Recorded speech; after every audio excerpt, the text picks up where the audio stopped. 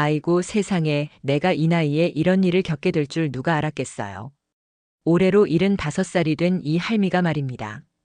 우리 아들 부부가 해외 출장을 나간다고 하면서 중학교 2학년인 민수를 맡아달라고 하더라고요. 뭐 손주 돌보는 거야 당연한 일이죠.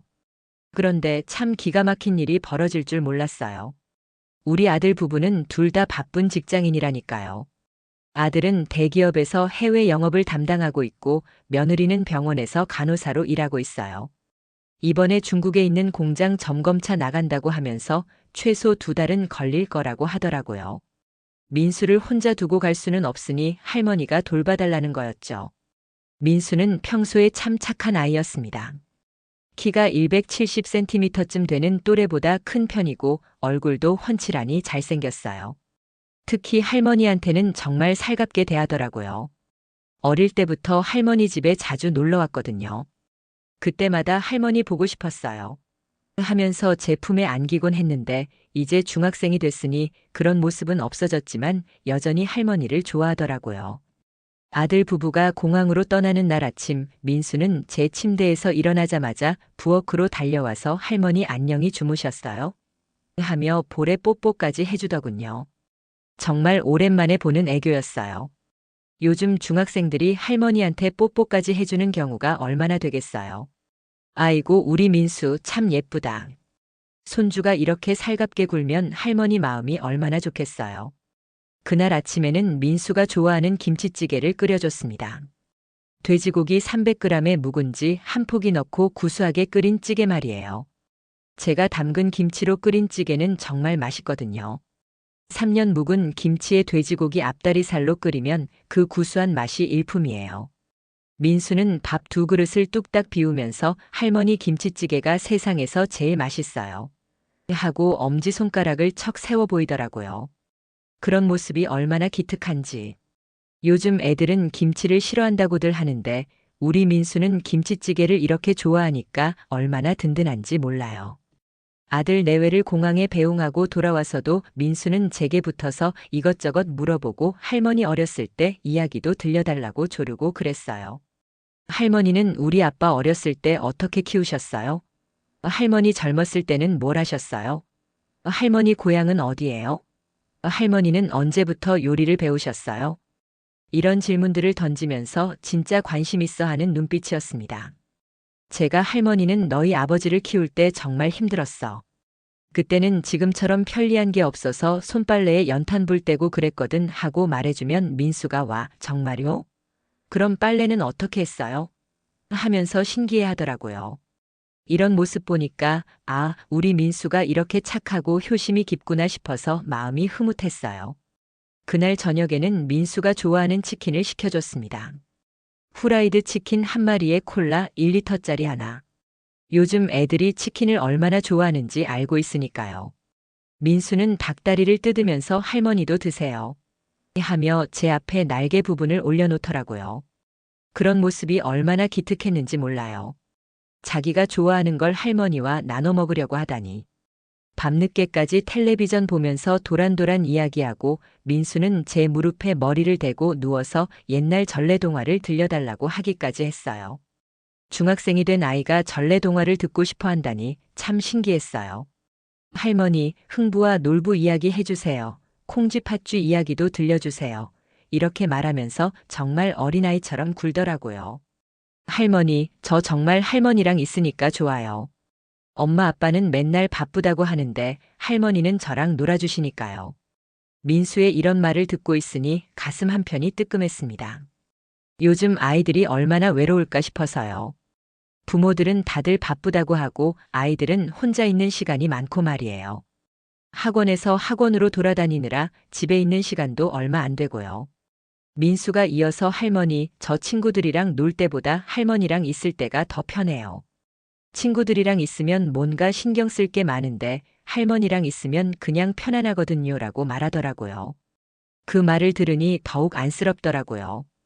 또래 친구들과의 관계도 요즘 애들에겐 스트레스인가 보더라고요. 다음 날 아침에도 민수는 7시 반에 스스로 일어나서 학교 갈 준비를 했어요. 교복을 단정히 입고 머리도 빗고 가방도 챙기더라고요. 세수도 깨끗이 하고 이도 닦고 정말 모범적인 모습이었어요. 할머니, 저 학교 다녀올게요. 하면서 현관문을 나서는 뒷모습이 참 의젓해 보였습니다. 아침에 민수가 학교 가기 전에 할머니, 오늘 점심은 뭐 드실 거예요? 제가 학교 다녀와서 같이 만들어 먹어요. 이런 말까지 하더라고요. 손주가 할머니 걱정까지 해주다니 정말 기특했어요. 그때만 해도 저는 우리 민수가 학교에서도 이렇게 착하게 생활하고 있을 거라고 생각했어요. 오후에 민수가 학교에서 돌아오니까 오늘 뭐 했니? 하고 물어봤더니 그냥 평범하게 수업 듣고 왔어요 하면서 별다른 얘기는 안 하더라고요. 요즘 애들이 다 그런가 보다 했죠. 저희 때처럼 학교에서 있었던 일을 샅샅이 이야기하지는 않으니까요. 친구들과는 잘 지내니? 하고 물어보니까 네, 친구들이랑 재미있게 놀았어요 라고 대답하더라고요. 어떤 친구들이랑 노니? 그냥 같은 반 애들이요. 이 정도로만 답하고 자세한 얘기는 하지 않았어요. 그래도 민수 표정이 밝아 보이고 저녁 먹을 때도 할머니 반찬 진짜 맛있어요 하면서 잘 먹으니까 별 문제 없어 보였거든요. 그런데 바로 사흘째 되는 날 오후 2시쯤이었나요? 갑자기 전화벨이 울리는 거예요. 번호를 보니까 민수 다니는 중학교에서 걸려온 전화더라고요. 혹시 민수가 다쳤나? 싶어서 가슴이 두근거리면서 전화를 받았는데 담임 선생님 목소리가 들려왔어요. 민수 할머니시죠? 안녕하세요. 민수 담임 김 선생입니다. 선생님 목소리가 무겁더라고요. 평소에 민수가 말썽을 피운 적도 없는데 왜 학교에서 연락이 올까 싶어서 더욱 불안했어요. 뭔가 심각한 일이 있었구나 싶어서 네, 안녕하세요, 선생님. 무슨 일이신가요? 하고 물어봤더니 선생님이 한참 동안 말을 못 하시더니 이렇게 말씀하시는 거예요. 할머니 죄송하지만 학교로 한번 와주셔야 할 것 같습니다. 민수가 학교 폭력과 관련해서 문제가 생겼어요. 아이고 세상에, 그 말을 듣는 순간 머리가 띵 하면서 아무 생각이 안 나더라고요. 우리 민수가 학교 폭력이라고? 처음에는 민수가 당했나 싶었어요. 혹시 다른 아이들이 우리 민수를 괴롭힌 건 아닌가 해서 말이에요. 그래서 선생님, 민수가 맞았나요? 하고 물어봤더니 김 선생님이 아니요, 할머니. 민수가 다른 학생을 괴롭혔다고 신고가 들어왔습니다 하시는 거예요. 정말 하늘이 무너지는 것 같았어요. 우리 민수가 다른 아이를 괴롭혔다니. 제가 살아보니 이런 일은 정말 남의 집 얘기인 줄만 알았거든요. 텔레비전 뉴스에서나 보던 일이 우리 집에서 일어날 줄 누가 알았겠어요. 그런데 우리 집 손주가 가해자라는 소리를 듣게 될 줄 누가 알았겠어요. 전화기를 든 제 손이 부들부들 떨리더라고요. 평생 남한테 피해준 적 없이 살아온 제가 손주 때문에 이런 말을 듣게 되다니. 정말 어디 숨고 싶었어요. 선생님, 정말인가요? 우리 민수가요? 제 목소리가 떨리더라고요. 김 선생님은 네, 안타깝지만 사실입니다. 피해 학생이 부모님과 함께 신고를 했어요. 민수를 포함해서 같은 반 학생 3명이 한 달 동안 지속적으로 괴롭혔다고 하네요 라고 말씀하셨어요. 3명이 한패가 되어서 한 아이를 괴롭혔다는 얘기더라고요. 한 달 동안이라고요? 그럼 민수가 저희 집에 와서 할머니 반찬 맛있어요 하고 웃으면서 밥 먹을 때도 할머니 사랑해요 하고 뽀뽀할 때도 할머니랑 있어서 좋아요 하고 말할 때도 다른 아이를 괴롭히고 있었다는 얘기잖아요. 정말 기가 막혔어요. 어떻게 그런 얼굴로 할머니 앞에서 웃을 수 있었을까요? 어떻게 괴롭혔다는 건가요? 물어보니까 김 선생님이 한숨을 쉬시더니 돈을 뺏고 심부름을 시키고 때리기도 했다고 합니다. 피해 학생이 부모님께 말씀드리기까지 꽤 오래 참았던 것 같아요 라고 하시더라고요. 돈을 뺏었다고요? 심부름을 시켰다고요? 때리기까지 했다고요? 정말 충격이었어요. 우리 민수가 그런 짓을 다 했다는 게 믿어지지 않더라고요. 제가 알고 있던 민수는 그런 아이가 아니었거든요. 착하고 순한 아이였는데 말이에요. 아이고, 정말 부끄러워서 어떻게 해야 할지 모르겠더라고요. 제가 이 나이까지 살면서 남한테 피해준 일이 없는데 손주가 이런 짓을 했다니. 그것도 어린 아이를 괴롭혔다니까요. 마음이 찢어지는 것 같았어요. 우리 동네 사람들이 알면 뭐라고 할까 그런 생각까지 들더라고요. 선생님, 그 괴롭힘 당한 아이는 얼마나 힘들었을까요? 제가 이렇게 말하니까 김 선생님이 그러게요. 부모님이 아이 상태를 보시고 깜짝 놀라셨다고 하네요. 한 달 동안 밥도 제대로 못 먹고 학교 가기 싫다고 매일 울었다고 하시더라고요 라고 말씀하시는 거예요. 밥도 제대로 못 먹었다고요? 학교 가기 싫어서 매일 울었다고요? 그 어린아이가 얼마나 무서웠을까요? 아침마다 학교 가는 게 무서워서 울고 집에 와서도 내일 또 학교 가야 한다는 생각에 잠도 못 이뤘을 거예요. 그 부모 마음은 또 어땠을까요? 그 순간 정말 눈앞이 캄캄해졌어요. 어떤 부모 마음이 그렇겠어요. 자기 아이가 학교에서 괴롭힘 당하고 있는데 말이에요. 저도 민수 키우면서 혹시 다른 아이들이 괴롭히지 않을까 걱정했던 적이 있거든요. 그런데 우리 민수가 가해자였다니. 정말 아이러니한 일이었어요. 김 선생님은 피해 학생 부모님이 처음에는 참으셨던 것 같아요. 아이가 말을 안 해서 모르고 계시다가 아이 상태가 너무 안 좋아져서 알게 되신 거라고 하네요 라고 하시더라고요. 그 말을 듣고 나니 더 미안했어요. 그 부모님이 얼마나 속상하셨을까요? 일단 내일 아침 10시에 학교로 와주시면 상황을 자세히 설명해 드릴게요. 피해 학생 부모님도 오실 예정이에요 라고 하셨어요. 그 부모님을 만나야 한다는 생각에 더욱 두려워지더라고요. 뭐라고 사과를 드려야 할지 얼굴을 들고 볼 수 있을지 모르겠더라고요. 전화를 끊고 나서 한동안 멍하니 앉아 있었어요. 손이 떨려서 물 한 잔 따라 마시기도 힘들더라고요. 가슴이 두근거리고 머리가 어지러질했어요. 이런 일을 당해본 적이 없어서 어떻게 해야 할지 정말 막막했어요. 그러고 나서 제일 먼저 생각난 게 아들 내외였어요. 빨리 연락해서 이 상황을 알려야겠다 싶어서 해외에 있는 아들한테 전화를 걸었어요. 시차 때문에 몇 번 통화가 안 됐는데 세 번째 시도에서야 아들이 받더라고요. 중국이라 시차가 1시간 차이 나는데 그때가 중국 시간으로 오후 3시쯤이었나 봐요. 아들아, 엄마야. 지금 통화 가능하니? 네, 엄마, 무슨 일이세요? 아들 목소리가 들리니까 갑자기 눈물이 나려고 하더라고요.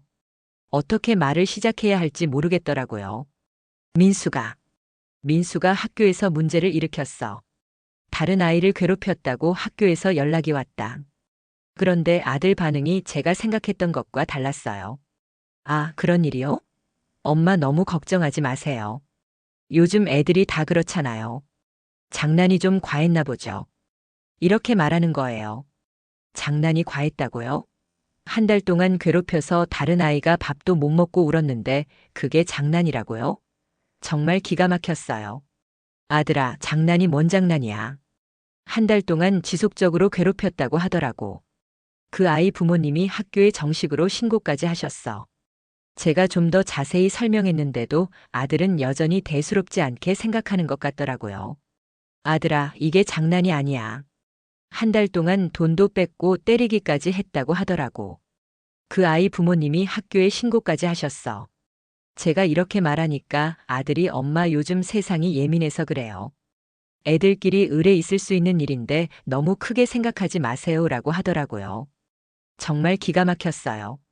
자기 아들이 다른 아이를 괴롭혔는데도 이렇게 대수롭지 않게 생각한다니.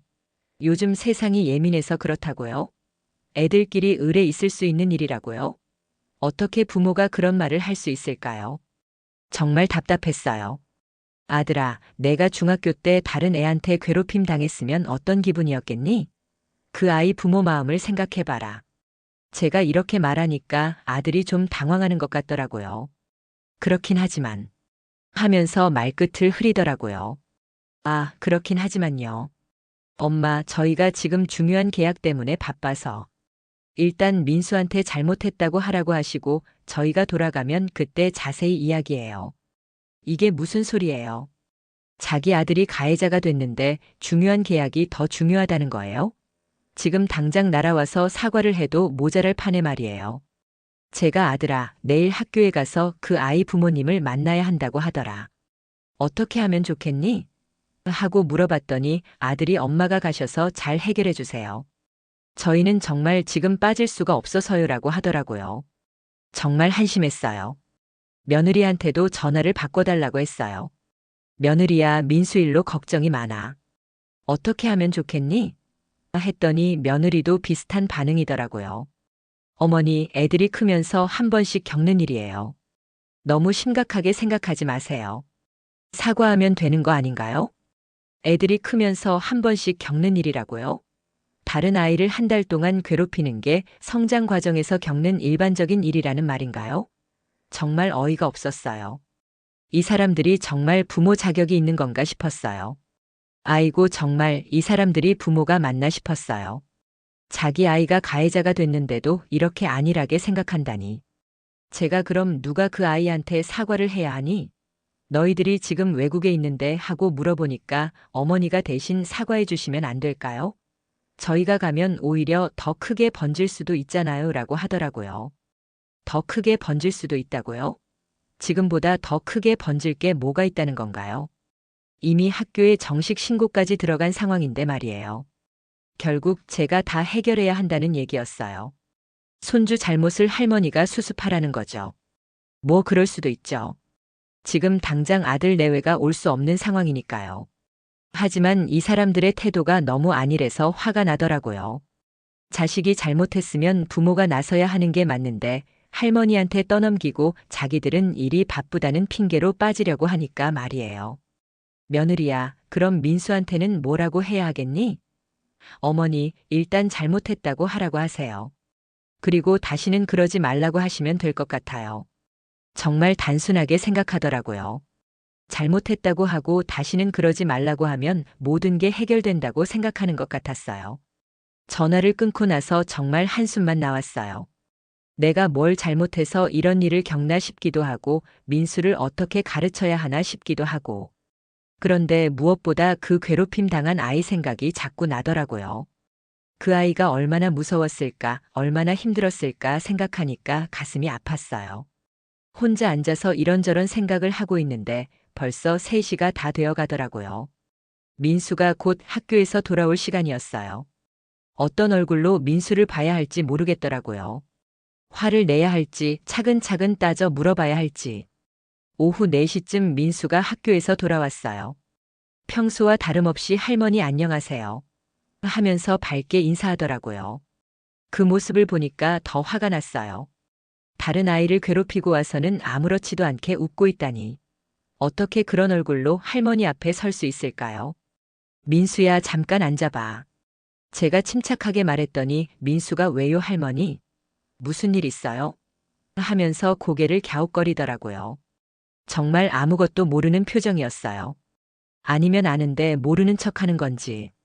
그 태연한 모습이 더욱 화나게 했어요. 거실 소파에 앉힌 다음에 제가 민수 얼굴을 찬찬히 쳐다봤어요. 평소와 다른 할머니 분위기를 감지했는지 민수가 좀 긴장하는 것 같더라고요. 할머니, 정말 무슨 일 있어요? 왜 그렇게 쳐다보세요? 민수야, 할머니한테 솔직하게 말해봐. 학교에서 다른 친구를 괴롭힌 일이 있니? 제가 이렇게 물어보니까 민수 얼굴이 순간 굳어지더라고요. 눈동자가 흔들리면서 당황하는 기색이 역력했어요. 그리고는 아니에요. 그런 일 없어요라고 고개를 저으면서 부인하는 거예요. 하지만 이미 얼굴에 다 쓰여 있더라고요. 거짓말하는 게 뻔히 보였어요. 민수야, 거짓말하지 마. 학교에서 연락이 왔어.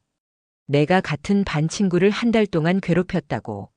제가 단호하게 말하니까 민수가 당황하면서 할머니 그건 장난이었어요 라고 변명하더라고요. 장난이요? 부모한테 물려받은 변명이군요. 민수야, 다른 아이가 돈을 뺏기고 맞아서 한 달 동안 울었는데 그게 장난이니? 그 아이가 학교 오기 싫어서 밥도 못 먹었는데 그게 장난이라고 생각하니? 민수가 그제야 심각한 분위기를 느꼈는지 고개를 숙이더라고요. 할머니, 저희만 그런 게 아니라 다른 애들도 다 그렇게 해요. 그리고 그 친구가 너무 약해서 이런 식으로 변명을 늘어놓는 거예요. 정말 화가 치밀어 올랐어요. 다른 애들도 다 그렇다고요? 상대방이 약하면 괴롭혀도 된다고요? 어디서 이런 생각을 배워왔을까요? 민수야, 내가 그렇게 생각한다면 할머니도 내 앞에서 무릎 꿇고 빌어야겠구나. 할머니가 너보다 약하니까. 제가 이렇게 말하니까 민수가 깜짝 놀라더라고요. 할머니, 그게 무슨 말씀이세요? 약한 사람을 괴롭히는 게 당연하다고 생각하니까 하는 말이야. 할머니가 너보다 약하니까 내가 할머니를 괴롭혀도 된다는 얘기겠지? 민수가 말문이 막혔는지 아무 대답을 못 하더라고요. 제가 계속해서 민수야, 내가 괴롭힌 그 친구 생각은 해봤니? 그 아이가 얼마나 무서웠을지, 얼마나 힘들었을지 생각해 본 적 있니? 하고 물어봤더니 민수가 글쎄요. 하면서 시큰둥하게 답하더라고요. 정말 답답했어요. 아직도 자기가 뭘 잘못했는지 제대로 모르고 있는 거예요. 그저 걸렸으니까 곤란하다는 생각만 하고 있는 것 같았어요. 진정한 반성은 전혀 없어 보였고요. 그날 저녁 내내 민수와 이야기를 나눴지만 별다른 성과는 없었어요. 민수는 계속 장난이었다. 다른 애들도 한다. 그 친구가 너무 약하다. 이런 식으로 변명만 늘어놓더라고요. 정말로 자신의 잘못을 깨닫게 하려면 뭔가 다른 방법이 필요할 것 같았어요. 다음 날 아침 9시 반에 학교에 도착했어요. 정말 오랜만에 가는 중학교였는데 요즘 학교가 예전보다 훨씬 깔끔하고 좋아졌더라고요. 건물도 새로 지어졌고 운동장도 인조잔디로 깔아놨고 정말 많이 바뀌어 있었어요. 하지만 제 마음은 무거웠어요. 이런 일로 학교에 오게 될 줄 누가 알았겠어요. 정문에서부터 가슴이 두근거렸어요. 다른 학부모들이 저를 보면 뭐라고 생각할까? 혹시 민수 일이 소문이 났을까? 이런 생각들이 머릿속을 맴돌았어요. 하지만 어쩔 수 없이 발걸음을 옮겨야 했어요. 교무실에서 김 선생님을 만났는데 선생님도 참 난처해 하시는 게 보였어요. 할머니 오셨네요. 고생하셨습니다. 인사를 주고받을 때도 선생님 표정이 어둡더라고요. 이런 일을 처리하는 게 선생님들에게도 참 힘든 일이겠구나 싶었어요. 선생님 정말 죄송합니다. 민수를 제대로 교육시키지 못해서. 제가 먼저 사과를 드리니까 김 선생님이 아니에요, 할머니. 이런 일은 누구에게나 생길 수 있는 일이에요. 중요한 건 앞으로 어떻게 하느냐죠라고 위로해 주시더라고요. 상담실로 가니까 이미 한 가족이 와 있더라고요. 중년 부부의 아이 하나. 그게 바로 민수가 괴롭힌 아이와 그 부모님이었어요. 상담실 문을 열고 들어가는 순간 정말 숨이 막히는 것 같았어요. 어떤 얼굴로 그분들을 마주해야 할지 모르겠더라고요. 그 아이를 처음 봤을 때 정말 마음이 아팠어요. 키도 민수보다 훨씬 작고 왜소해 보이더라고요. 민수가 170cm라면 그 아이는 기껏해야 150cm 정도. 체격도 말라가지고 바람 불면 넘어질 것 같았어요. 얼굴도 창백하고 눈가에 다크서클이 짙게 생겨 있었고요. 그 아이가 고개를 푹 숙이고 앉아있는 모습을 보니까 가슴이 찢어지는 것 같았어요. 이렇게 약한 아이를 우리 민수가 괴롭혔다고? 정말 화가 났어요. 민수한테가 아니라 저 자신에게 말이에요. 손주를 제대로 가르치지 못한 제 자신이 너무 부끄러웠어요. 아이 어머니가 저를 보시더니 안녕하세요. 민수 할머니시죠? 하면서 인사를 하시는데 목소리에 피로감이 묻어났어요. 한 달 동안 아이 문제로 얼마나 고생하셨을까 싶어서 더욱 미안했어요. 네, 안녕하세요. 정말 죄송합니다. 제가 고개를 숙이며 인사를 드렸더니 아이 아버지가 괜찮습니다. 앉으세요라고 하시더라고요. 그분들의 너그러운 마음씨에 더욱 죄송했어요. 제가 그 입장이었다면 과연 저렇게 침착할 수 있었을까 싶었거든요. 자식이 한 달 동안 괴롭힘 당했다면 저는 아마 화부터 냈을 거예요.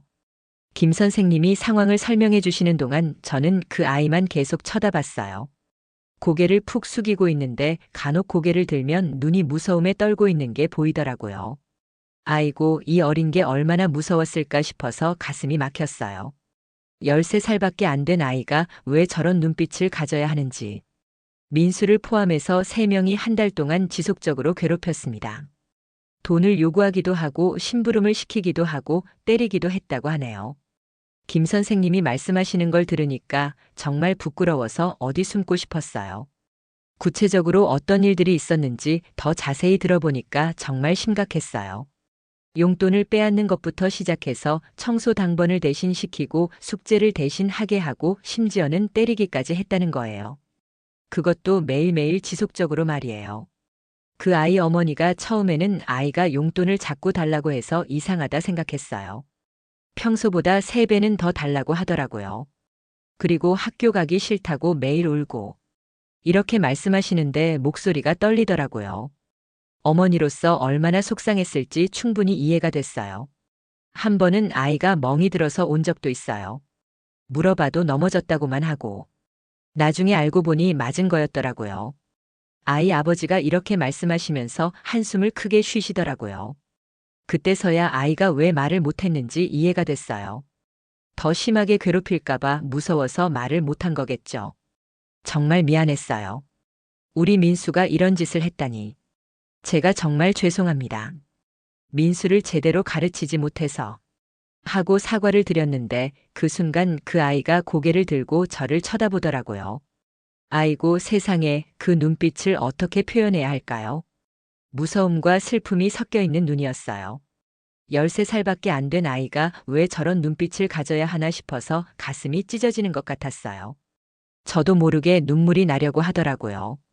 그 아이와 눈이 마주쳤을 때 정말 부끄러웠어요. 어떤 말로도 용서를 빌 수 없을 것 같았어요. 그 아이가 겪었을 고통을 생각하니까 제가 할 수 있는 사과가 얼마나 부족한지 깨달았어요. 김 선생님이 앞으로 이런 일이 없도록 철저히 지도하겠습니다라고 말씀하셨지만 그게 무슨 의미가 있겠어요.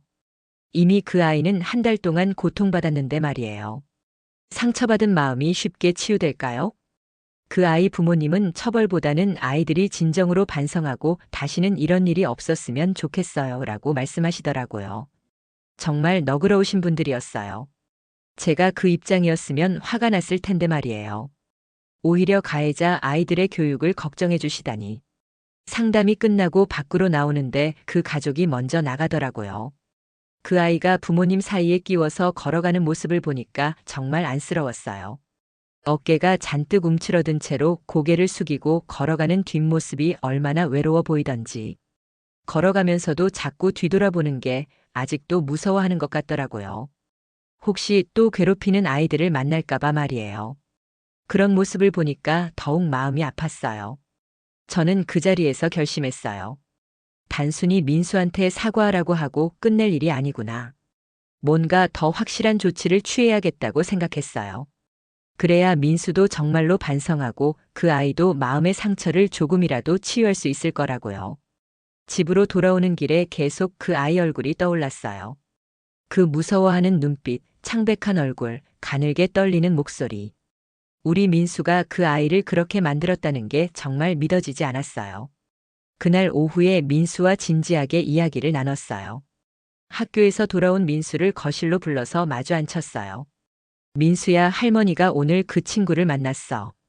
너 그 아이가 어떤 상태인지 아니? 물어보니까 민수가 글쎄요. 잘 모르겠어요 라고 시큰둥하게 답하더라고요. 정말 답답했어요. 아직도 자기가 뭘 잘못했는지 제대로 모르고 있는 거예요. 민수야, 그 아이가 한 달 동안 얼마나 힘들었을지 생각해 본 적 있니? 좀 힘들었을 수도 있겠네요. 이런 식으로 남의 일처럼 대답하는 거예요.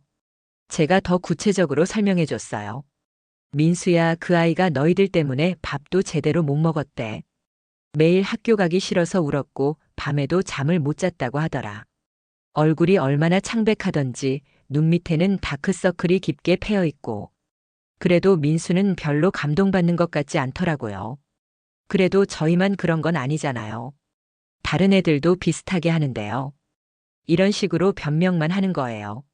정말 화가 났지만 꾹 참았어요. 이렇게 해서는 안 되겠구나 싶었어요. 민수가 정말로 자신의 잘못을 깨닫게 하려면 뭔가 강한 충격이 필요할 것 같았어요. 말로는 아무리 해도 소용이 없을 것 같더라고요. 그래서 제가 결심한 게 바로 그 아이 앞에서 직접 사과하는 것이었어요. 그날 밤 잠이 안 와서 계속 생각했어요. 어떻게 하면 민수가 진정으로 반성할까? 어떻게 하면 그 아이의 마음을 조금이라도 달래줄 수 있을까? 여러 가지 방법을 생각해 봤지만 결국 직접 행동으로 보여주는 게 제일 좋을 것 같았어요. 다음 날 아침 민수를 학교에 보내고 나서 혼자 다시 학교에 갔어요. 점심시간에 그 아이를 만날 수 있을 거라고 생각했거든요. 김 선생님께 미리 연락드려서 양해를 구했고요. 할머니, 무슨 일이세요? 하고 물어보시길래 그 아이한테 직접 사과를 드리고 싶어서요라고 말씀드렸어요. 김 선생님이 할머니, 어제 상담으로도 충분했을 텐데 굳이 그러실 필요는 하시더라고요. 하지만 저는 마음을 바꾸지 않았어요. 선생님, 제가 직접 사과를 드려야 마음이 놓일 것 같아요. 그래야 민수도 정말로 반성할 것 같고요. 점심시간에 운동장에 나가보니까 그 아이가 혼자 앉아 있더라고요. 다른 아이들은 축구도 하고 뛰어놀고 있는데 그 아이는 구석진 벤치에 혼자 앉아서 샌드위치를 먹고 있었어요. 도시락도 아니고 간단한 샌드위치 하나로 점심을 때우고 있더라고요. 모습이 얼마나 쓸쓸해 보이던지. 혼자 앉아서 샌드위치를 먹는 그 아이를 보니까 더욱 마음이 아팠어요. 아마 친구들과 어울리기가 무서워서 혼자 있는 것 같았어요. 괴롭힘 당한 아이들이 대부분 그렇게 된다고 하더라고요. 다른 아이들과의 관계 맺기를 두려워하게 된다고요. 제가 다가가니까 그 아이가 깜짝 놀라면서 할머니, 왜 여기 계세요? 하고 물어보더라고요. 그 모습이 정말 경계하는 것 같았어요. 혹시 또 무슨 일이 생기는 건 아닌가 하는 표정이었어요. 얘야, 할머니가 너한테 할 말이 있어서 왔어. 잠깐 시간 있니? 했더니 아이가 고개를 끄덕이더라고요. 주변에 다른 학생들도 있고 해서 좀 더 조용한 곳으로 가자고 했어요. 학교 뒤편에 작은 정원이 있더라고요. 거기로 가서 벤치에 앉았는데 그 아이가 여전히 긴장한 모습이었어요. 손을 꼭 쥐고 있고 자꾸 주변을 둘러보더라고요. 할머니, 저 뭔가 잘못했나요? 하고 물어보는 게 정말 안쓰러웠어요. 자기가 잘못해서 할머니가 온 줄 알고 있는 거예요. 괴롭힘 당한 아이들이 그래요. 자기 탓이라고 생각하게 되더라고요. 아니야, 얘야. 내가 잘못한 건 없어. 할머니가 너한테 사과하러 온 거야. 제가 이렇게 말하니까 그 아이가 눈을 동그랗게 뜨면서 네, 할머니가요?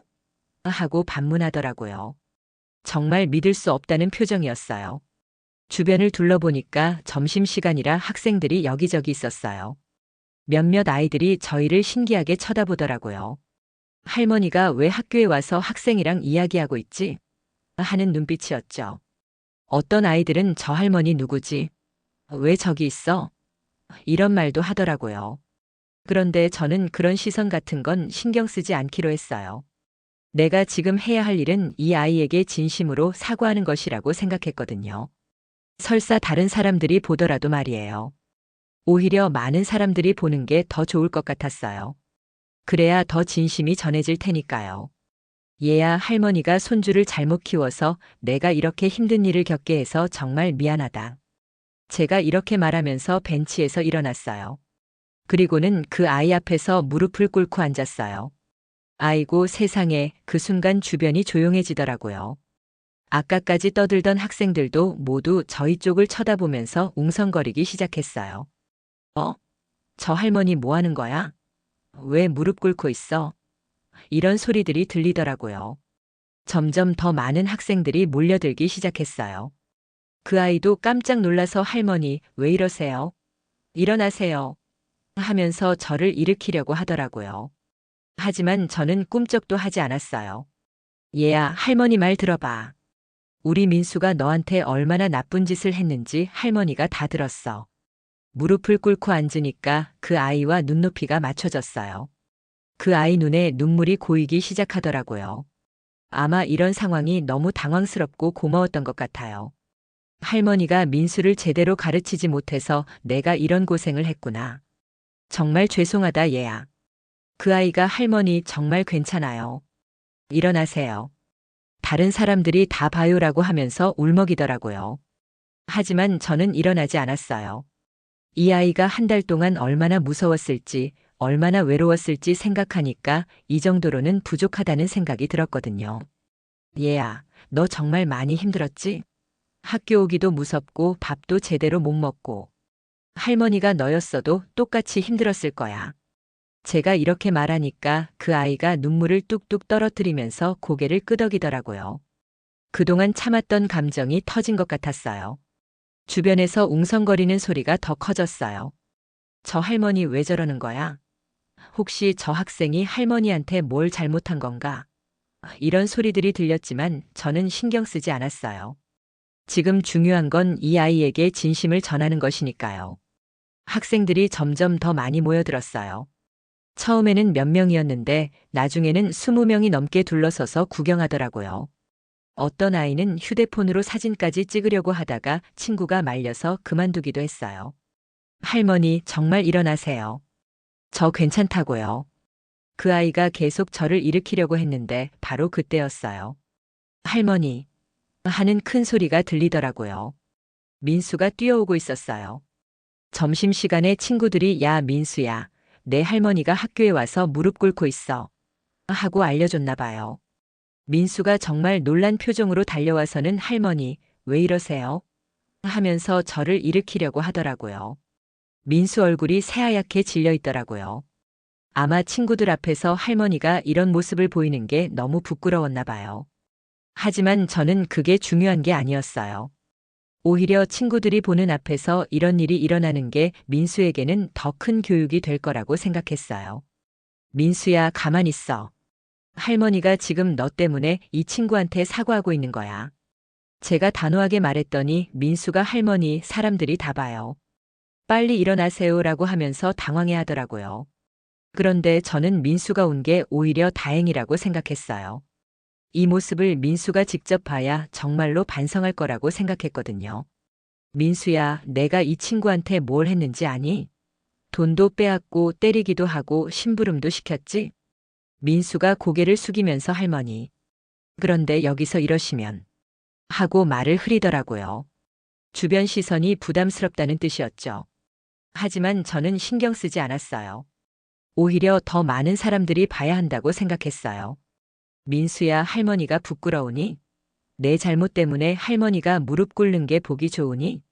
제가 이렇게 말하니까 민수 얼굴이 새하얗게 질리더라고요. 그제야 상황의 심각성을 깨닫는 것 같았어요. 주변에 학생들이 더 많이 몰려들었어요. 30명은 좋게 됐을 거예요. 다들 수근수근거리면서 저희를 구경하고 있었어요. 저 할머니 누구야? 왜 저러는 거야? 민수 할머니래.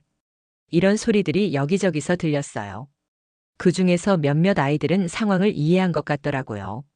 아, 민수가 그애 괴롭힌 것 때문에 할머니가 사과하는 거구나. 와, 저런 할머니도 있네. 이런 말들이 들렸어요. 아이들이 다 알고 있었던 거예요. 괴롭힘을 당한 그 아이는 계속 울면서 할머니, 정말 일어나세요. 저 괜찮아요 라고 말했지만 저는 끝까지 무릎을 꿇은 채로 있었어요. 이 아이에게 제대로 된 사과를 해주고 싶었거든요. 얘야, 할머니가 너 대신 우리 민수한테 화낼 수도 없고 너 대신 아파할 수도 없어서 이렇게 사과하는 거야. 정말 미안하다. 제가 이렇게 말하니까 그 아이가 할머니는 잘못한 게 없어요. 민수가 잘못한 건데. 하고 말하더라고요. 그 순간 민수가 갑자기 울음을 터뜨렸어요. 할머니, 제발 일어나세요. 제가 잘못했어요. 하면서 엉엉 울기 시작한 거예요. 그 모습을 본 다른 학생들도 뭔가 심각한 상황이라는 걸 깨닫고 조용해졌어요. 민수가 우는 모습을 보니까 조금은 마음이 놓였어요. 드디어 자기 잘못을 깨닫기 시작하는 것 같았거든요. 하지만 아직은 부족했어요. 진짜 반성을 하려면 더 깊이 깨달아야 했어요. 민수야, 너 정말 잘못했다고 생각하니? 제가 물어보니까 민수가 네, 정말 잘못했어요. 할머니 제발 일어나세요 라고 울면서 말하더라고요. 그제야 저도 천천히 일어났어요. 무릎을 꿇고 있었던 시간이 아마 10분 정도였을 거예요. 일어나니까 다리가 좀 아프더라고요. 나이가 있으니까 무릎이 시큰거렸어요. 하지만 그런 건 별로 중요하지 않았어요. 일어나면서 그 아이한테 다시 한번 말했어요. 얘야, 앞으로 우리 민수가 너한테 함부로 하면 바로 선생님께 말해. 그리고 할머니한테도 연락해. 알겠니? 그 아이가 고개를 끄덕이면서 네, 할머니라고 대답하더라고요. 주변에서 보던 학생들이 하나둘 흩어지기 시작했어요. 아마 수업 시간이 가까워져서 그런 것 같았어요. 민수는 아직도 울고 있었고 괴롭힘을 당한 그 아이도 눈물을 훔치고 있었어요. 저는 민수를 데리고 교실로 가면서 민수야, 할머니가 왜 저렇게 했는지 알겠니? 라고 물어봤어요. 민수가 네. 제가 정말 나쁜 짓을 해서 하고 답하더라고요. 목소리가 떨리면서 정말 반성하는 것 같았어요. 그래, 너 때문에 할머니가 다른 아이 앞에서 무릎을 꿇었어. 부끄럽지? 이제라도 제대로 사과하고 다시는 이런 일 없도록 해야겠지? 민수가 네, 할머니. 정말 죄송해요라고 말하면서 고개를 푹 숙이더라고요. 교실 앞에서 민수와 헤어질 때 제가 마지막으로 말했어요. 민수야, 할머니가 오늘 한 일을 절대 잊지 마.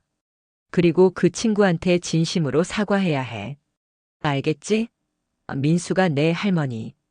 꼭 그렇게 하겠어요 라고 약속하더라고요. 집으로 돌아오는 길에 마음이 복잡했어요. 잘한 일인지 확신이 서지 않더라고요. 하지만 민수가 우는 모습을 보니까 분명히 뭔가는 깨달은 것 같았어요. 이제 정말로 변할 수 있을 거라는 희망이 생겼어요. 그날 오후 민수가 학교에서 돌아와서는 바로 제게 와서 무릎을 꿇더라고요. 할머니, 정말 죄송합니다. 제가 너무 잘못했어요. 하면서 진짜 눈물을 뚝뚝 흘리더라고요. 아침에 학교에서 제 모습을 본 게 정말 큰 충격이었나 봐요. 민수가 무릎을 꿇고 우는 모습을 보니까 마음이 복잡했어요. 한편으론 다행이다 싶었지만 다른 한편으론 안쓰럽기도 했어요.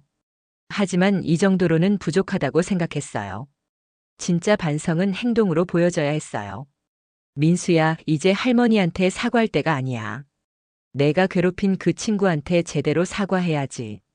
제가 이렇게 말하니까 민수가 네, 내일 학교에서 사과할게요 라고 하더라고요. 말로만 사과하면 끝이니? 그 아이가 한 달 동안 얼마나 힘들었는데. 내가 뺏은 돈은 돌려줘야 하고 진심으로 용서를 빌어야 해.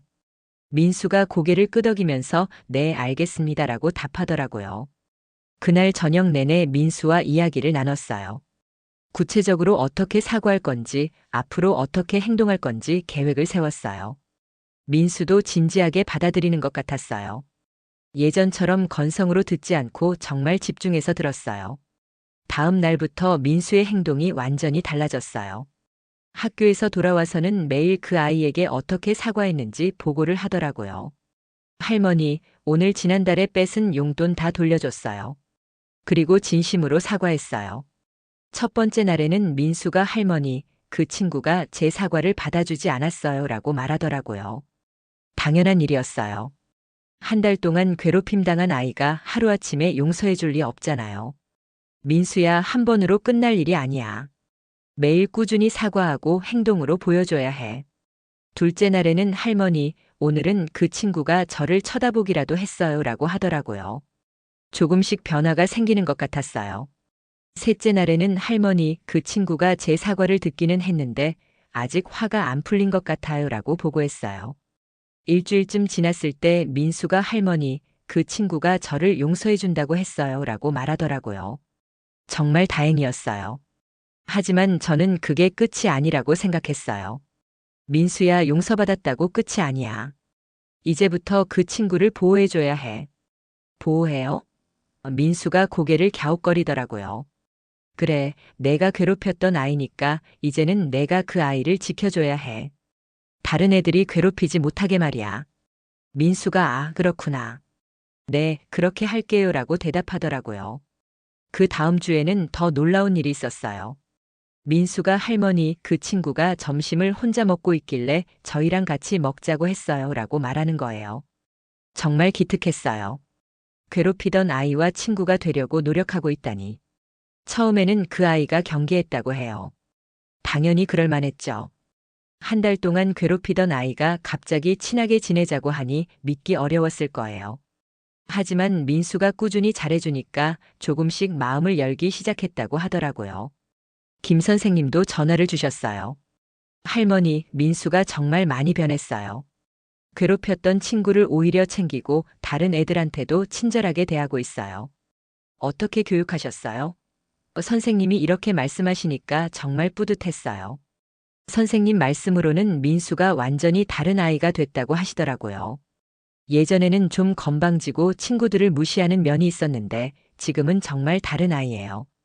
특히 약한 친구들을 도와주는 모습이 자주 보여요. 민수도 집에서 완전히 달라졌어요. 예전에는 할머니한테 살갑게 대하는 게 좀 가식적인 면이 있었다면 이제는 정말 진심으로 저를 대하는 것 같았어요. 할머니, 오늘 학교에서 친구들이랑 재미있게 놀았어요. 그 친구도 이제 저희랑 같이 다녀요라고 말할 때 표정이 정말 밝더라고요. 어떤 날은 할머니, 제가 그 친구한테 수학 문제 가르쳐 줬어요. 그 친구가 수학을 어려워해서요 라고 말하기도 했어요. 괴롭히던 아이를 이제는 도와주고 있다니 정말 신기했어요. 한 달 정도 지났을 때 그 아이 어머니가 전화를 주셨어요. 할머니, 안녕하세요. 저 기억하시죠? 네, 물론이죠. 무슨 일이세요? 우리 아이가 요즘 학교 가는 걸 좋아해요. 민수가 정말 잘해준다고 하더라고요. 정말 고마운 말씀이었어요. 그래요? 우리 민수가 제대로 하고 있나 모르겠네요. 네, 정말 잘해줘요.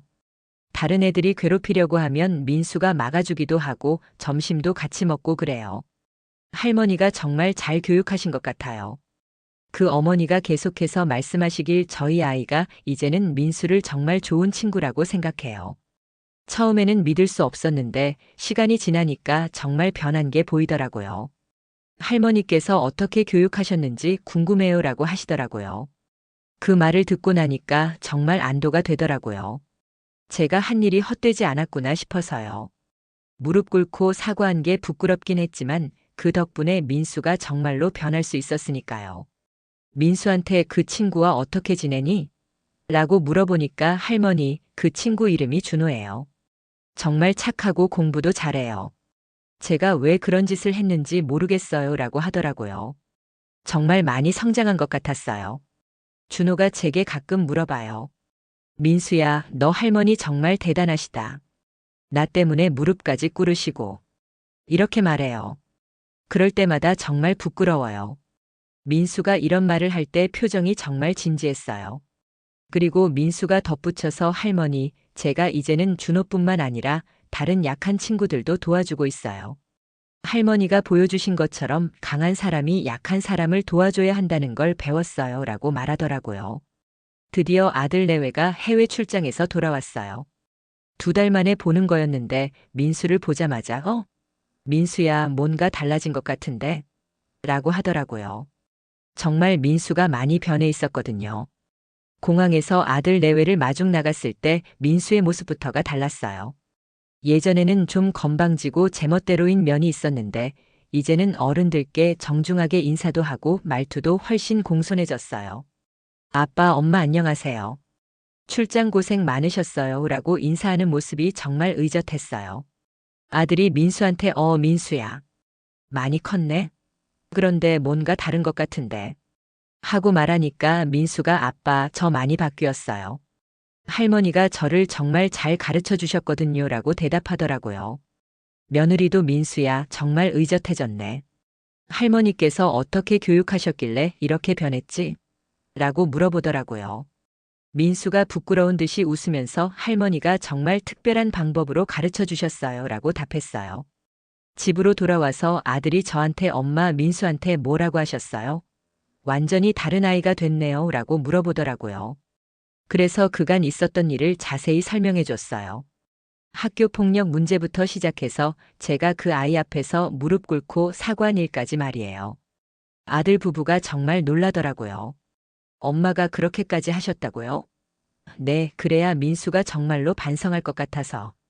며느리가 어머니 고생 많이 하셨어요. 저희가 너무 안일하게 생각했네요 라고 사과하더라고요. 아들도 엄마 정말 죄송해요. 처음에 너무 가볍게 생각했던 것 같아요. 민수가 이렇게 변할 수 있었던 건 엄마 덕분이네요 라고 말하면서 고개를 숙이더라고요. 그제야 자신들의 안일했던 태도를 반성하는 것 같았어요. 그날 저녁 온 가족이 모여서 이야기하는 시간을 가졌어요. 민수가 직접 부모님께 자신이 무슨 잘못을 했고 어떻게 반성했는지 설명했어요. 저 정말 나쁜 짓을 했어요. 다른 친구를 괴롭혀서 그 친구가 한 달 동안 고생했어요. 민수가 계속해서 처음에는 제가 잘못했다는 걸 몰랐어요. 그냥 장난이라고 생각했거든요. 그런데 할머니가 그 친구 앞에서 무릎 꿇고 사과하시는 모습을 보고 정말 충격을 받았어요 라고 말하더라고요. 아들이 민수야, 아빠가 처음에 너무 대수롭지 않게 생각해서 미안하다. 앞으로는 이런 일이 없도록 아빠도 신경 쓸게라고 말해주더라고요. 민수가 네 아빠. 이제 절대 그런 일 없을 거예요 라고 대답했어요. 며느리도 민수야, 엄마도 미안해. 내가 학교에서 어떻게 지내는지 더 관심 가져야 했는데 라고 하니까 민수가 괜찮아요, 엄마. 이제 저도 달라졌어요 라고 말하더라고요. 그리고 민수가 부모님께 아빠, 엄마, 저 이제 정말 좋은 친구들이 많이 생겼어요. 특히 제가 괴롭혔던 준호라는 친구와 정말 친하게 지내고 있어요. 라고 자랑스럽게 말하더라고요. 며칠 후에는 정말 놀라운 일이 있었어요. 민수가 할머니, 준호를 우리 집에 초대해도 될까요? 같이 숙제도 하고 놀고 싶어요라고 하는 거예요. 괴롭혔던 아이를 집에 초대하다니. 정말 기특했어요.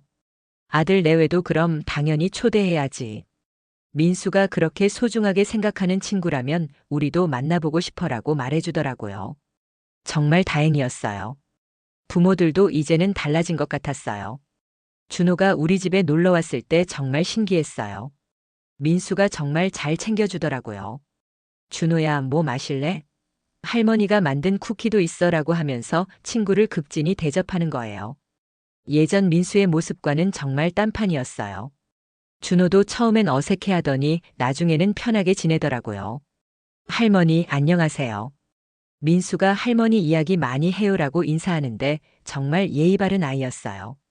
이런 착한 아이를 왜 괴롭혔을까 싶어서 안쓰러웠어요. 준호가 저한테 할머니, 정말 고마워요. 민수 때문에 제가 그때 많이 힘들었는데 할머니가 저한테 사과해 주신 후로 민수가 완전히 달라졌어요. 라고 말하더라고요. 그 말을 듣고 정말 뭉클했어요. 두 아이가 같이 숙제하고 놀면서 웃는 모습을 보니까 정말 뿌듯했어요. 민수가 준호야, 이 문제 어떻게 푸는지 알려줄게라고 하면서 친절하게 가르쳐 주더라고요.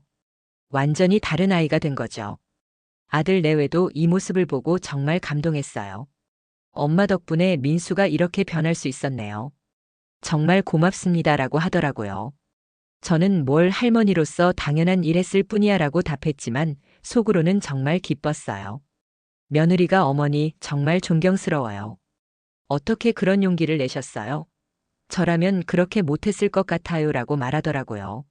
며느리야, 손주가 잘못했는데 할머니가 사과하는 게 당연하지. 그래야 아이가 정말로 깨닫는다고. 준호 어머니도 다시 전화를 주셨어요. 할머니, 정말 감사해요. 우리 아이가 이제는 학교 가는 걸 정말 좋아해요. 민수와 친구들이 잘해줘서 학교 생활이 즐겁다고 하네요. 정말 고마운 말씀이었어요. 지금 생각해보니까 그때 제가 무릎 꿇고 사과한 게 정말 잘한 일 같아요. 처음에는 부끄럽기도 하고 힘들기도 했지만 그 덕분에 민수가 진짜로 변할 수 있었으니까요. 어른이 먼저 모범을 보여야 아이들도 따라한다는 걸 새삼 깨달았어요. 요즘 민수는 할머니, 저 정말 좋은 친구들 많이 생겼어요. 할머니 덕분이에요 라고 말해요. 그 말 들을 때마다 가슴이 뿌듯하답니다. 내가 살아보니까 아이 교육에서 제일 중요한 건 말로 하는 게 아니라 행동으로 보여주는 거더라고요. 손주 잘못을 할머니가 무릎 꿇고 사과하는 모습을 보여준 게 민수한테는 평생 잊을 수 없는 교육이 됐을 거예요. 며칠 전에는 민수가 이런 말을 하더라고요. 할머니, 저 이제 준호뿐만 아니라 다른 친구들도 많이 도와줘요. 혹시 약한 친구들이 괴롭힘 당하는 걸 보면 바로 말려요. 할머니가 가르쳐 주신 대로요. 정말 기특한 말이었어요. 아들도 요즘에는 민수와 시간을 더 많이 보내려고 노력하더라고요. 엄마가 이렇게 고생하셨는데 저희가 너무 무관심했네요. 앞으로는 민수 학교 생활에 더 신경 쓸게요 라고 말하면서 진짜로 실천하고 있어요. 며느리도 마찬가지예요. 예전에는 일이 바쁘다며 민수 일에 크게 관심을 두지 않았는데 이제는 매일 오늘 학교에서 뭐 했니? 친구들과는 잘 지내니? 이런 대화를 나누더라고요. 김 선생님께서도 학부모 상담 때 민수가 정말 모범생이 됐어요. 다른 학부모들도 민수 변화에 대해 많이 물어보시는데 할머니께서 어떻게 교육하셨는지 궁금해하시더라고요 라고 말씀하시더라고요. 사실 처음에는 제가 한 행동이 옳았는지 확신이 서지 않았어요. 혹시 너무 과한 건 아니었을까, 민수에게 상처를 준 건 아닐까 걱정도 많이 했거든요. 하지만 결과를 보니까 정말 잘한 일이었던 것 같아요. 요즘 동네 사람들도 순덕이 손주 정말 많이 변했네. 인사도 잘하고 예의도 바르고. 어떻게 교육시켰어? 라고 물어봐요.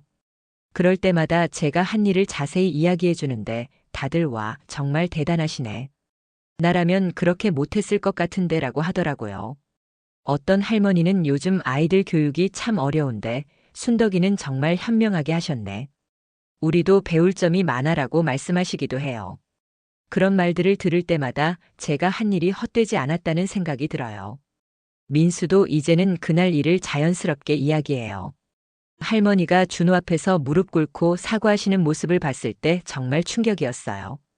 그때서야 제가 얼마나 나쁜 짓을 했는지 깨달았거든요 라고 말하면서도 부끄러워하지 않아요. 오히려 할머니 덕분에 저는 정말 소중한 걸 배웠어요. 강한 사람이 약한 사람을 괴롭히는 게 아니라 도와줘야 한다는 것, 그리고 잘못했을 때는 진심으로 사과해야 한다는 것이라고 말하더라고요. 준호 어머니께서 최근에 또 연락을 주셨어요. 할머니, 우리 아이가 민수를 정말 좋은 형 같다고 생각해요. 민수가 항상 준호를 챙겨주고 다른 아이들이 괴롭히지 못하게 보호해준다고 하더라고요. 정말 고마운 말씀이었어요. 그리고 할머니께서 그때 보여주신 모습이 우리 아이한테도 큰 감동이었다고 해요. 어른이 아이를 위해 그렇게까지 할 수 있다는 걸 보고 정말 놀랐다고 하더라고요 라고 덧붙이시더라고요. 지난주에는 정말 감동적인 일이 있었어요. 민수가 할머니, 오늘 학교에서 새로 전학 온 아이가 있었는데 좀 소심해 보이더라고요. 제가 친구들한테 그 아이 잘 챙기자고 했어요 라고 말하는 거예요. 그 아이가 처음에는 경계했는데 제가 계속 말을 걸고 도와주니까 나중에는 웃으면서 고마워하더라고요. 할머니, 누군가를 도와주는 게 이렇게 기분 좋은 일인지 몰랐어요 라고 하더라고요. 아들 내외도 이런 민수의 변화를 보고 정말 기뻐해요. 엄마 덕분에 민수가 이렇게 훌륭한 아이로 자랄 수 있었네요. 정말 감사해요 라고 계속 말하더라고요. 저는 그럴 때마다 뭘 할머니 노릇 제대로 한 것뿐이야 라고 하지만 속으로는 정말 뿌듯해요. 요즘 민수는 장래 희망도 바뀌었어요. 예전에는 돈 많이 버는 일 할 거예요. 이렇게 말했는데 이제는 할머니, 저는 커서 상담교사가 되고 싶어요. 괴롭힘 당하는 아이들을 도와주는 일을 하고 싶거든요 라고 말해요. 왜 갑자기 상담교사가 되고 싶니? 하고 물어보니까 할머니가 저를 바꿔주신 것처럼 저도 다른 아이들을 도와주고 싶어요. 괴롭히는 아이들은 왜 그런 행동을 하는지 이해시켜주고 괴롭힘 당하는 아이들은 위로해주고 싶어요 라고 대답하더라고요. 정말 대견했어요. 제가 한 일이 민수의 인생 방향까지 바꿔놨다니 말이에요. 이렇게 보면 그때 제가 무릎 꿇고 사과한 게 단순히 민수만을 위한 게 아니라 더 많은 아이들을 위한 일이 될 수도 있겠구나 싶었어요. 며칠 전에는 준호가 저희 집에 와서 할머니, 저도 나중에 커서 할머니 같은 어른이 되고 싶어요 라고 말하더라고요. 할머니처럼 용기 있고 따뜻한 사람이 되고 싶어요 라고 하니까 정말 뭉클했어요. 아이고, 이 나이에 이런 말을 들을 줄 누가 알았겠어요. 처음에는 부끄럽고 힘든 일이라고 생각했는데 지금 보니까 제 인생에서 가장 보람 있는 일이었던 것 같아요. 요즘 가끔 다른 학부모들이 저한테 조언을 구하러 와요. 우리 아이도 좀 문제가 있는데 어떻게 하면 좋을까요? 라고 물어보시면 항상 이렇게 말해드려요. 아이들에게는 말보다 행동이 더 큰 교육이에요. 어른이 먼저 본을 보여야 해요. 그리고 아이가 잘못했을 때는 부끄러워하지 말고 당당히 책임을 져야 해요. 그래야 아이도 자기 잘못을 인정하고 진정으로 반성할 수 있어요 라고 덧붙여드리죠. 지금 생각해보면 정말 다행이에요. 만약 제가 그때 민수를 그냥 혼내기만 하고 끝냈다면 아마 민수는 지금도 예전 그대로였을 거예요. 겉으로만 반성하는 척하고 속으로는 별로 심각하게 생각하지 않았을 거라고요. 하지만 할머니가 다른 아이 앞에서 무릎 꿇고 사과하는 모습을 보면서 민수는 정말로 깨달았던 거죠. 자기 행동이 얼마나 심각한 일인지, 다른 사람에게 얼마나 큰 상처를 주는 일인지 말이에요. 내가 살아보니까 진짜 교육이라는 게 참 어려운 일이더라고요. 하지만 포기하지 않고 끝까지 책임지려는 마음만 있다면 분명히 길이 보이는 것 같아요. 아이들은 어른들의 진심을 알아봐요. 정말로요. 요즘 민수가 자주 하는 말이 있어요. 할머니, 저 정말 할머니 손주인 게 자랑스러워요. 할머니가 아니었다면 저는 계속 나쁜 아이로 자랐을 거예요. 그런 말을 들을 때마다 정말 가슴이 뭉클해요. 그리고 할머니, 저 나중에 제 아이들한테도 할머니처럼 교육할 거예요. 잘못했을 때는 정정당당하게 책임지고 약한 사람을 도와주는 그런 아이로 키울 거예요. 라고 다짐하더라고요. 아이고, 정말 이런 말을 들으니까 그때의 부끄러움이나 힘들 따위는 아무것도 아니에요. 우리 민수가 이렇게 훌륭한 아이로 자라고 준호 같은 좋은 친구들도 사귀고 앞으로 더 많은 아이들을 도우며 살아간다고 생각하니까 정말 뿌듯해요. 내가 평생 해온 일 중에서 가장 잘한 일이 바로 그날 그 아이 앞에서 무릎 꿇고 사과한 것 같아요. 손주를 제대로 가르치는 게 할머니의 마지막 의무라고 생각했는데 정말 그 의무를 다한 것 같아서 마음이 편해요. 요즘도 가끔 그날 일을 떠올려 봐요. 학교 정원에서 그 작은 아이 앞에 무릎 꿇고 앉아서 사과하던 그 순간 말이에요. 그때가 바로 우리 민수 인생의 전환점이었던 것 같아요. 그리고 어쩌면 제 인생의 전환점이기도 했을 거예요. 이제는 민수도 다 컸고 아들 내외도 정신을 차렸으니까 제 역할은 어느 정도 끝났다고 봐야겠죠. 하지만 이 경험을 통해 배운 게 정말 많아요. 진정한 교육이 무엇인지, 어른의 책임이 무엇인지, 그리고 사과의 진정한 의미가 무엇인지를 깨달았어요. 앞으로도 우리 민수가 건강하고 바르게 자라서 다른 사람들에게 따뜻함을 나눠주는 그런 사람이 되었으면 좋겠어요. 그리고 준호 같은 친구들과도 평생 좋은 관계를 유지하면서 서로 도우며 살아갔으면 해요. 내가 무릎 꿇고 사과했던 그날을 민수가 평생 기억하고 그것이 다른 사람을 배려하고 존중하는 마음의 밑거름이 되었으면 정말 좋겠어요. 그러면 제가 한 일이 정말 의미 있는 일이 될 거라고 생각해요. 이제 와서 생각해 보니까 그날 제가 보여준 건 단순한 사과가 아니라 진정한 어른의 모습이었던 것 같아요. 자신의 체면이나 자존심보다 아이들의 미래를 더 소중하게 생각하는 어른의 모습 말이에요. 그런 모습을 보여줄 수 있어서 정말 다행이에요.